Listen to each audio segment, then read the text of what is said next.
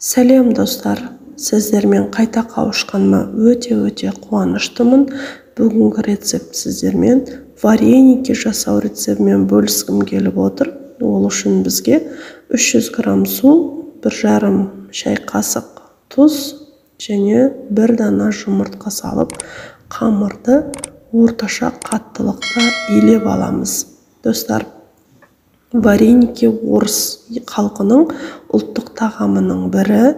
Вареники адам ағзасына өте пайдалы, құрамында ақуыз, кальций, белоктарға өте бай. Ұннан жасалса да тағам, диеталық тағам, жеңіл тағам түріне жатады. Уайымдамай, диетадағы кісілерде көп қолданса, қант диабетімен ауыратын, давлениемен тұратын кісілерге өте пайдалы.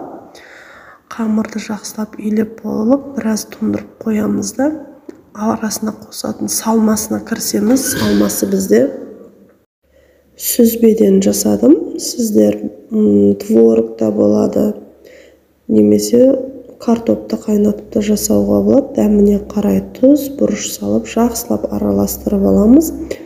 Келесі кезек бізде бетіне құятын подлива, яғни табаға аздап қана май құямыз. 1,5 сантиметрдей көлемінде, яғни табаны жауып тұру керек. 1 үлкен дана пияз және 2 дана, 3 дана болгар бұрышы, аскөк қажет болады. Түрлі аскөктерді қолдануға да болады, әркімнің өзінің қалауынша. Егер де сіздерде болгар бұрышы табылмай жатқан болса, жай ғана сәбізді теркадан өткізіп қосуға болады. Пиязымызды қызып тұрған майдың үстіне салып, жақсылап қып-қызыл етіп қуырып аламыз. Әдемі қызыл болса, тамаққа да дәм береді және түр береді. Түрі өте әдемі болады. Тамақты майлап, әдемі етіп тамақты тартуға болады.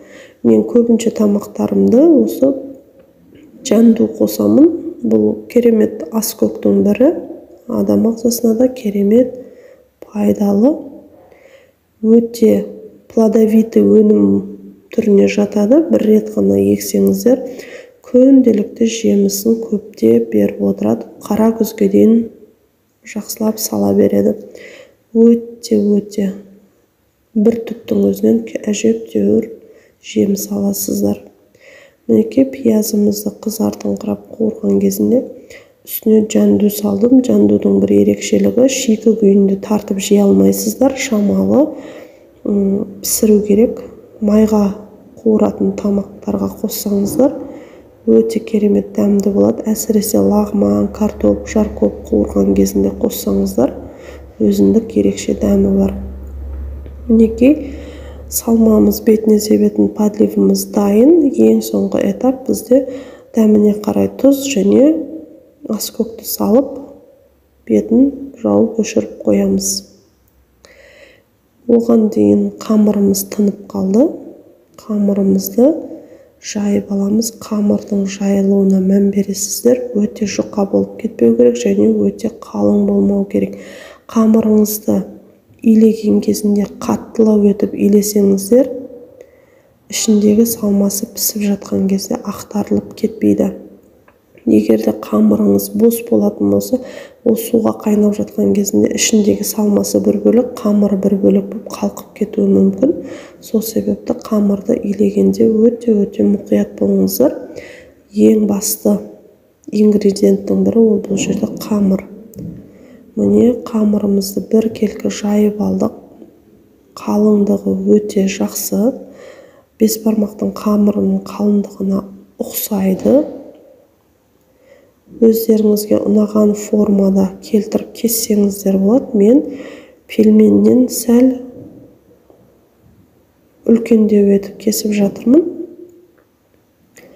Түйілуді әркім өзінің қалаған формасына салып түйсеңіздер болады. Әркімнің қалауы, қатып қалған қағида жоқ. Кесілуді тура түшпара пельменнің қамырына ұқсап кесіледі, төрт бұрыштап. Әртүрлі формалармен, яғни жаңағы кескіште құралдарды қолданып кессеңіздер түрі керемет болып шығады. Мен жай ғана пышақтың көмегімен ғана кесіп алдым. Жақсылап барлығын кесіп болғаннан соң ішіне салмаларын салып, бір келке етіп түйіп шығасыздар. Достар, егер сіздер менің арнама әлі де тіркелмеген болсаңыздар, тіркеле кетіңіздер.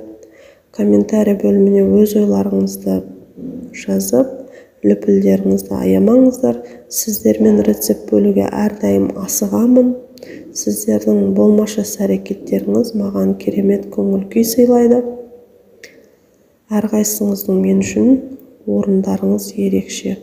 Қамырдың шеткі бөліктерін дәл осылай бір-бірімен құрастырып, тастамай, оны да кәдеге жаратсаңыздар, керемет болып піседі. Қамырдың қалған бөлігін салып жіберсеңіздер де болады. Қамыр араласып піскен кезде ол білінбес кетеді. Я болмаса келесіде кеспе, я болмаса маш тамақ жасаған кезінде арасына қосып жіберсеңіздер де болады. Мінекей салмасын мен мол-мол қылып салғанды ұнатамын. Себебі піскен кезінде ол өзінше ерекше дәм береді. Менің түйу үлгім 3 бұрыштаймын және 2 бұрышын бір-бірімен біріктіремін. Видеода жақсылап қарасаңыздар, 4 бұрыштың 3 бұрышқа келтіріп, 2 басын біріктіремін, ал ортасын тесік қылып қалдырамын. Әркім өзінің қалауынша түйеді. Маған осылай түйген ыңғайлы. Мен тіпті пилменде де осылай түйемін. Әркім өзінің үйренгені. Мінекей шамалы шапшаңдықты талап етеді. 2 адам болып істесеңіздер тіптен жақсы. Дайын түйілген вареникилерімізді қайнап тұрған суға тұзын молдау етіп салып,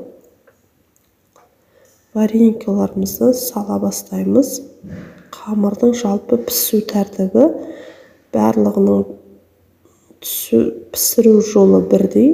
Қамырды салып болғаннан соң вареникилерімізді бетін жауып, көтерілген күтеміз, тасып кетпеу керек. Қасықтың көмегімен ожауды қолданбаңыздар, себебі жарылып кетуі мүмкін. Жай ғана қасықтың көмегімен араластырып аласыздар. Егер вареникіміз піскен кезде төмен қарай түседі, оны білетін шығарсыздар. Және су қойып алсаңыздар да болады. Салқын суды құйып жіберіп, үстіне сүзіп алсаңыздар да керемет болады. Бетіне салмасын салып, дастарханға тарта бересіздер. Ас болсын.